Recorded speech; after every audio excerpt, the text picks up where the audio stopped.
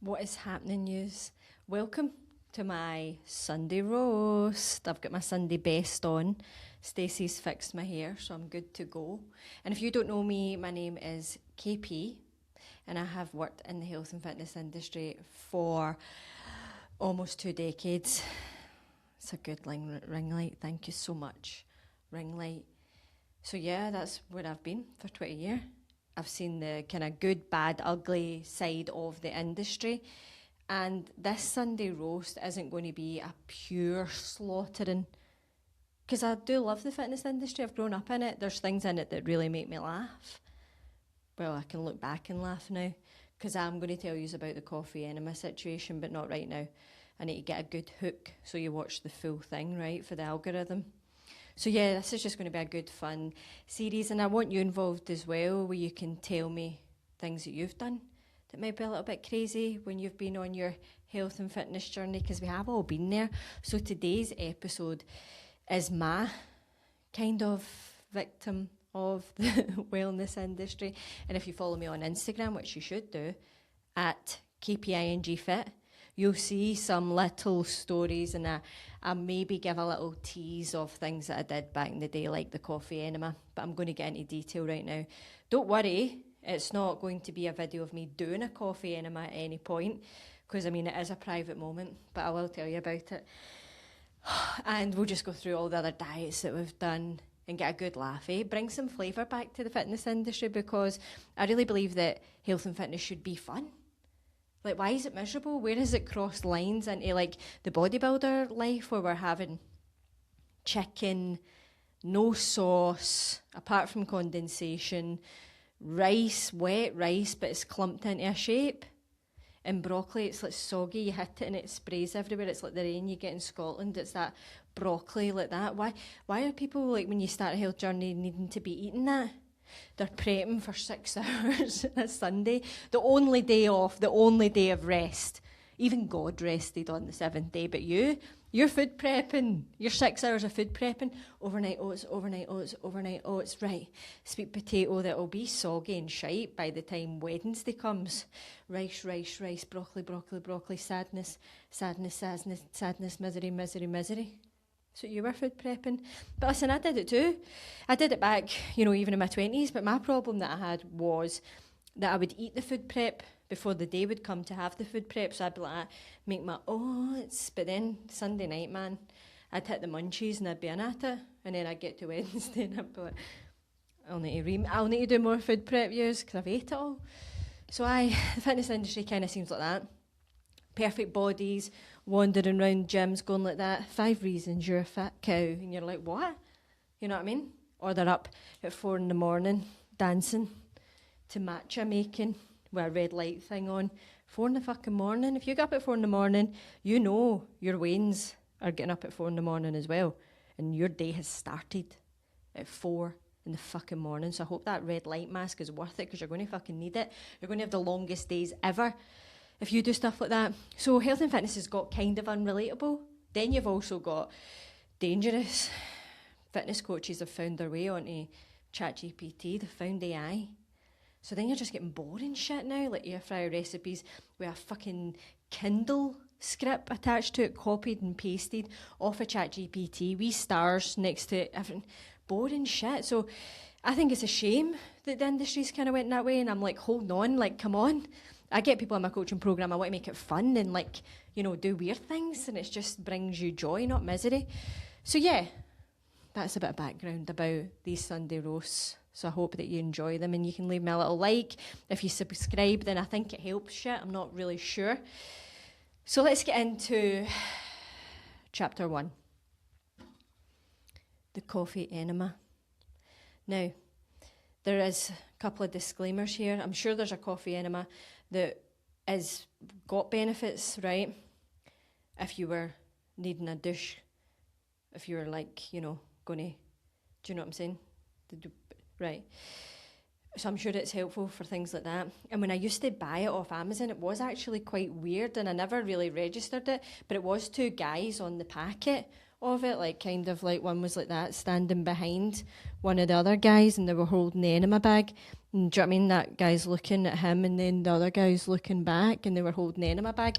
That was on the front of the box when I was ordering it off Amazon. I was like, I didn't question it. Do you know what I mean? Just like, look at this. 2020 or something, whatever it was, like that. So I didn't realise. So yeah, started these coffee enemas. Organic coffee, of course, only the best if it's going up your arse. So you make the coffee. Now, if you don't know what a coffee enema is, it's a bag of coffee, right, made up, obviously not at boiling water temperature. And then there's a tube. And then at the end of the tube, there is a little tap, because it had a bit attached to it. And then the little bit goes up the ass, and then you put the tap on.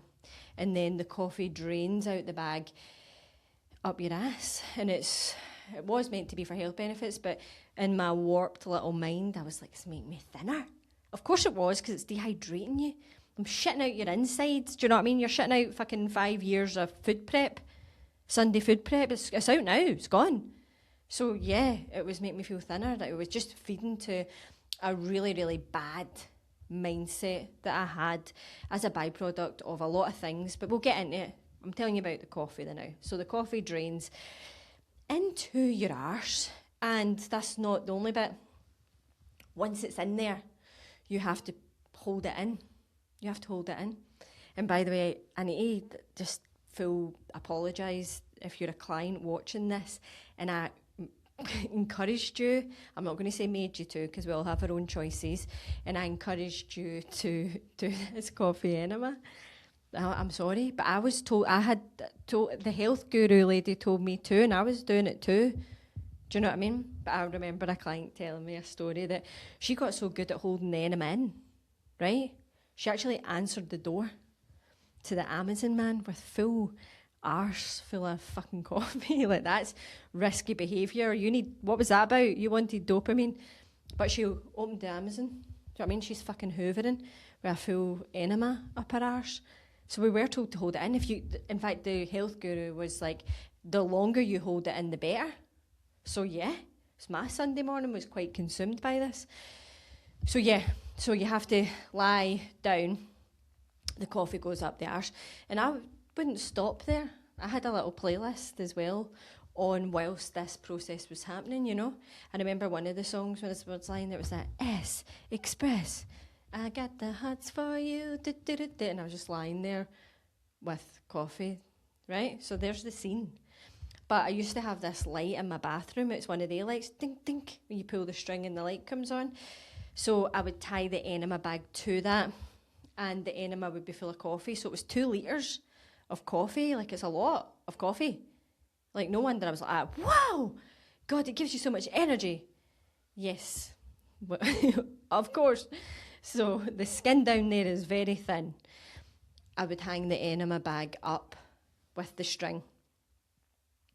The weight of the 2 litre of coffee would pull the string down, which would turn the light off. So what was such a beautiful moment, I remember it so vividly, as I would lie down on the floor with the coffee enema going into my system. The light would come on, like some sort of fucking weird, like, epiphany moment where the coffee goes in, so the bag drains and becomes light, and it just switches the light on, right? I mean, there's a good sign from the universe, eh? That means something. That's got to mean something. So I just remember that. Then you lie on your right side, I think. Hold it in for as long as possible. I mean, there are some toe-curling moments here. Like, what's going to happen? Am I going to destroy the bathroom? Am I going to have to, like, spend, you know, some of my food prep hours cleaning this fucking bathroom here on a Sunday? Is that what I'm going to have to do? How would I even do this? Am I going to have to bin towels? So there's a lot of those moments going through your head as you're, like, cold sweating, holding, clenching coffee in your arse. Bearing in mind, no science behind this use as well. So at the time, this was just a fucking great idea. Just, you know, brilliant. So once you are at the point where you know you can't hold this anymore. You know, there is a moment, you'll have those moments yourself in your life where you're like, I need to go to the toilet immediately, or something bad's going to happen. I'll never be able to come back to this place I'm in. So you get up onto the toilet and you evacuate your fucking soul. You evacuate your soul in that toilet. I mean, there's all kinds coming out of you. Like, memories. I'm fucking shitting out here. Like, I can't remember P2. I'm like, because I fucking shat it out in an enema. It's gone. So that, you're on the toilet, I would say for about an hour on the toilet. And even at that, you know, I remember I was in Marks and Spencer's and I felt the feeling you get when you're about to enema, and I thought, well, no, because I'm out the house now. Like, it's all fun and games when you're in the bathroom and I've got my playlist on and the light and all that, and that's fine.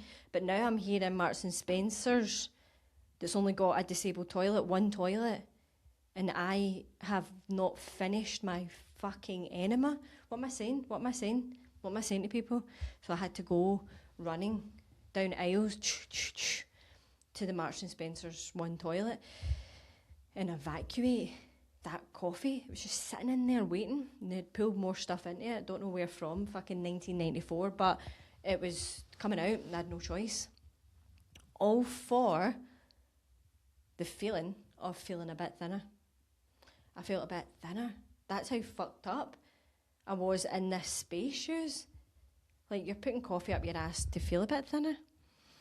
So yeah, I no longer do that, but there's a list of people that obviously will be like, that fucker, hold on a minute here. She's no longer doing the enemas. No, I'm not no longer doing the enemas. Because, like, it's weird.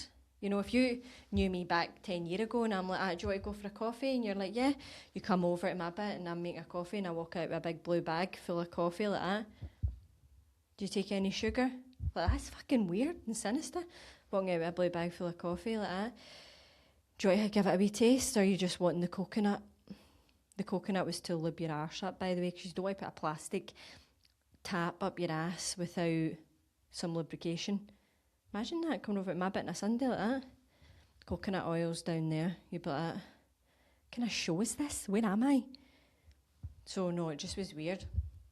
Other things about the enema that you had to kind of watch out for was the air. And I kind of forgot to tell people this quite a lot of the time. So it is when you have your enema bag and you've got the tube where the coffee comes down. It's quite peaceful watching the... No. So you put the tube, you have to put it over the bath, and you turn the tap on first. This is before it goes up your ass, because it goes... And you can't have that air going up there. Because I don't know if anybody's ever farted in reverse, but it's unpleasant, it's really dysregulating, and it's probably seriously bad for your colon, your health, do you know what I mean? So you had to make sure that the coffee came out of there first before it would go up your arse. You'd lube it up, you'd lie on the floor, you'd hit your playlist, you'd turn the tap on, and I'd wait for the light to come on, and that would be the coffee enema. And that was meant to be part of a health protocol, but who knows? I was doing it because it made me feel a bit thin. If I'd been out of the Archies the night before, I'm like, surely this will make me feel better. Like coffee going up your ass, do you know what I mean? Sitting there, hadn't slept for 2 days, lying like that. Just put the coffee in, I don't know. Should I drink it? No, it's up there, okay. Do you know what I mean? So not good. And it just fed into the dark side of me that was sort of in a loop of really weird punishing stuff within the fitness industry. I tried loads of other things, you know, different diets. I don't know about yous, but I did a pick and mix of different diets that had no sustainability in it, of course not. I did diets like the cream bun diet, where I would have 3 cream buns per day. And what the fuck's what? And you know what? Lost weight on that. So there you go. It's nothing to do with your cortisol, because it's quite stressful to try and get cream buns when you're on a fucking brunch day. Like, do they serve cream buns on the menu? Because if not, then I can't eat in there. So 3 cream buns a day, boom. easy. I like cake. Lasted about 3 days, but I did feel like my teeth were going to fall out, genuinely. But I think I did shift timber. Then what else did I do? All your classics that you'll have done as well, and you can let me know. I did things like the Special K diet, right? Except I was eating the full box, but I'm still technically found a loophole here. I've done that diet. I've done this diet, which I'm actually thinking would have been interesting to combine with the coffee enema. I've done a Beyonce diet, which was maple syrup and cayenne pepper. Like, shitting that back out was just cruel, man. It's just horrible cruelty. So you would drink, instead of eating, you would have your maple syrup, and then you would add cayenne pepper to it, which is pepper, right? You're drinking fucking pepper. So it's coming out your arsehole exactly the same way, but actually worse, because there's sweetness from the maple, gets lost somewhere as it comes out your arsehole, so it's just fire now, it's just shitting out fire. And I was doing that, you know, at least with the drink, I had the tiny aftertaste of that little bit of maple after you drank fire, fat burning fire. I've also done the baby food diet. Has anyone done that? Just so you know, it wasn't when I was a baby, it was as a full grown adult. And I did that. I did the baby food diet. I remember actually going to Asda to buy all the baby food. Like, are you okay? Having little mushed up chicken and carrot and peas. I was having a little mushed up Sunday roast, like we're all having. Delicious. Why? Because somewhere in the strange world of the fitness industry, if you didn't need to chew foods or whatever the fuck's going on, then it didn't count. Or because it was very portion control, but I was eating 20 of them. Like, those little baby rice puddings are actually quite nice. They're quite tasty. So, and speaking of that, mashed, that actually wouldn't have worked in the Slimming World diet, because in that diet, if you have a whole banana, it ain't a sin. So you need to deep throat a banana. That's a dude like that. One of the rules here is you need to deep throat a banana. What one of you birds is going to show us this the now? Come up here the now. No, we're not in the scales the now. I'm just want to see if you can deep throat this banana here. Because if you mash it, it's a fucking sin. That's what it is. It's a sin if you mash that. So we're going to have to swallow the banana whole, or you've ruined your whole fucking diet. So can't mash that. No mashing. Mum Betty, up here, let's see what you've got. Leave your false teeth there. Like, who? What? So that wouldn't have worked. Like, the baby food diet was all fucking mush. But in Slimming World, that would have been a sin. That would have been a fucking sin. So yeah, I've done loads of that kind of thing. I've done loads of stuff in terms of, like, crazy training as well. Overtraining. You know how it is, man. Like, you think that you can eat a pizza and then go to the gym and burn it off. And just so you know, all this restriction I was doing, I was in what I call the food jail, mega food jail. So it was very restrictive, you know, banging my empty cup along those jail bars like that. But then really, because you get let out of jail, you get let out into the area for a while, and I'm fucking stealing inmates' food, man. I'm binging. I mean, I would be like that to people. I never had a birthday cake. I never had a birthday cake for about 10 years. My mum used to come with a fish platter. Candle and the prawn like that. Happy thinking of fish. Birthday to you. Fucking fish platter. And I'm sitting like that waiting on it, because obviously fish is fine, but the birthday cake's bad food. Naughty food. Bad food. But then what I would find myself doing is on non-birthday days, nobody's birthday, not even a saint's birthday, just a fucking Tuesday, I would be in my car eating a birthday cake with a ruler that I'd found on the floor to cut it, because I've got dignity, do you know what I mean? I've got dignity, so I wanted to cut it into slices. Like, I'm not just biting a birthday cake, that's fucking shocking. But I'd found that ruler to make it into a knife, so I'd binge on birthday cake on my non-birthday. My mum's like, a bit of fish platter, poor thing. Happy, probably about £25 for the fish platter. Should have been better getting me £12 cake. Happy birthday. A wee candle and the prawn or the fish kind of sauce. To you. What's one of your wishes? To be able to eat like a fucking normal person and enjoy life. But guess what? it came true because I'm no longer in the food jail. But it's a journey. It's took a lot of work. That's what I help women with. So started in the food jail, crazy antics in there, just tough going, tally marks on the wall. Then I would get out the food jail onto a tag. I'm on a food jail tag, you know, recovering from the food jail. So it meant that if I did end it, I could end up back in there quite quickly. And that did happen for a long time. Like, oh, this is great. Oh, no, you're back in. That would happen for a wee while. And that's okay because it's a process. Like, think how many years you've maybe been in the jail. Like, yeah, it's a process getting out it. And it's well worth doing because then you can stay out it for good if you do the work. So after the tag, we move on to community service, food jail community service. I'm here. I'm all right. Like, I'm still, I can hear it. I'm, you know, but I'm out in the community and I'm going for lunches and I'm doing stuff and it's not that bad, you know. Then what I'm at now is I'm somebody that goes back to the food jail to give talks to others in the food jail in hopes that I can help you, inspire you and give you, you know, that peace of mind that if you do the work, you can escape this jail too. So that's what I do now. So I hope that you've enjoyed the first Sunday roast. I know you've not got a very good attention span, so I thought this was enough time for you. But every Sunday you'll get me here, and if you sign up to my newsletter, you'll get it sent to you because you are a lazy bastard, didn't you?